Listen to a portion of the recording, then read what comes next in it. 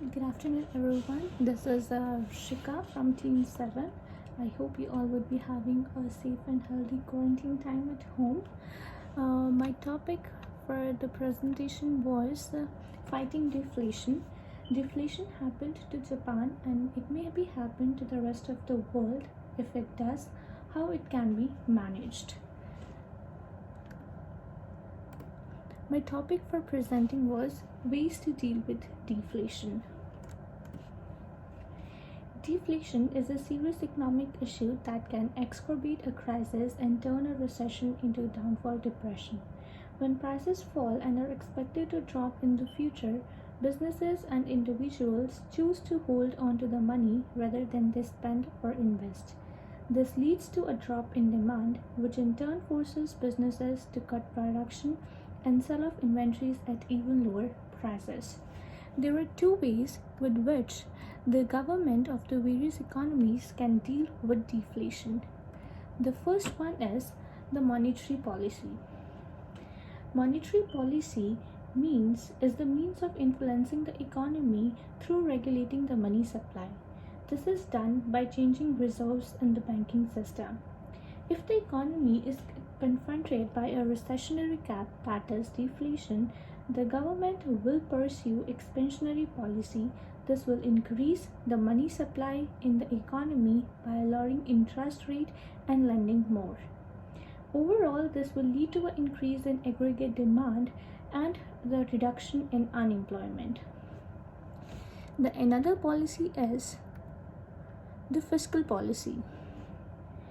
Fiscal policy is the deliberate discretionary changes in the government expenditure and taxes in order to achieve certain national economic growth. The methods or the tools included under monetary policy are open market operations. Open market operations are the purchase and sale of existing government securities in the market by the Bank of Canada in order to change the money supply.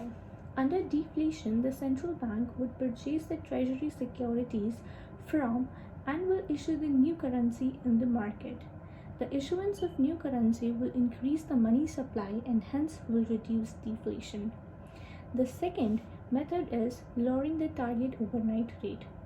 Federal bank can influence the target overnight rate to influence the changes in money supply. The lending and the borrowing of funds between the financial institution to cover their transactions occurs at overnight. In deflation, the central bank, that is the Bank of Canada in Canadian economy, implements the easy money. The target for the overnight will be reduced, promoting a decrease in mortgage rates and prime rates at commercial banks. The third method would be the expansionary monetary policy by deducting the redeposits. A redeposit transfer occurs when the central bank deposits money into the account of commercial banks, thus increasing the reserves. The chartered banks seek to lend money to the borrowers by lowering interest. The increased money supply of the chartered banks to the customers will increase the overall money supply in the economy. The fourth method is the quantitative easing. When the nominal interest rates are lowered all the way to zero, the central bank must resort to the unconventional monetary tools. Quantitative easing is when private securities are purchased on the open market beyond just treasuries. Not only does this pump more money into the financial system, but it also bids up the price of financial assets, keeping them from declining further. The last and the easiest one that the federal government often does is lowering the bank reserve limit. Under this tool, the federal bank lowers the reserve ratio, which increases the overall reserves with the chartered banks, hence increasing their lending capacity to lend more to the borrowers at lower interest rate, which increases the money supply in the economy. The next is the tools for the fiscal policy. There are only two tools for the fiscal policy. One is the increase in government spending. Like firm, individuals and foreigners, government is one of the spending agent in the economy. When government decides to spend more, the dollar value of total spending must rise.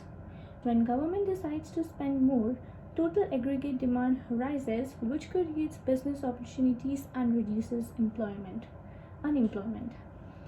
The second one is cut in tax rate. The spending decision of firms, individuals, and foreigners depends upon the tax levied on them. As a general rule, an increase in taxes causes a reduction in aggregate demand. The aggregate demand can reduce basically for the three reasons. An increase in tax can lead to a reduction in consumption, reduction in investment, and a reduction in net exports. If the government lowers the tax rates in the recessionary gap, it will make firms, individuals wealthier and increases the aggregate demand, because for the same money they can purchase more, which will increase the money supply. However, a reduction in the tax will also cause a reduction in the government spending, and hence will lead to a decreased spending on behalf of the government. The next topic is countries facing deflation.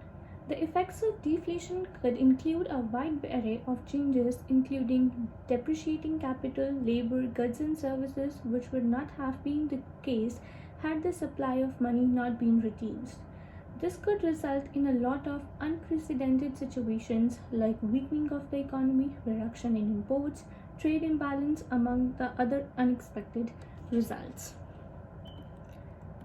The countries that are facing deflation or might be facing deflation in the coming years are: most of the countries expected to experience deflation find themselves in the European region.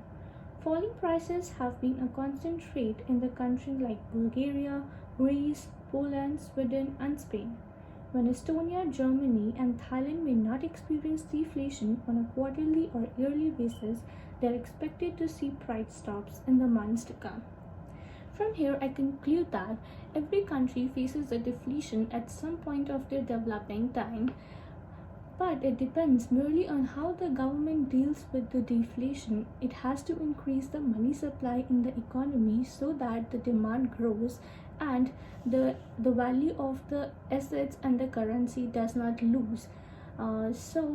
Hence, I conclude that deflation is a bad situation for the economy, but on the whole, it increases the supply of currency in the economy. Thank you.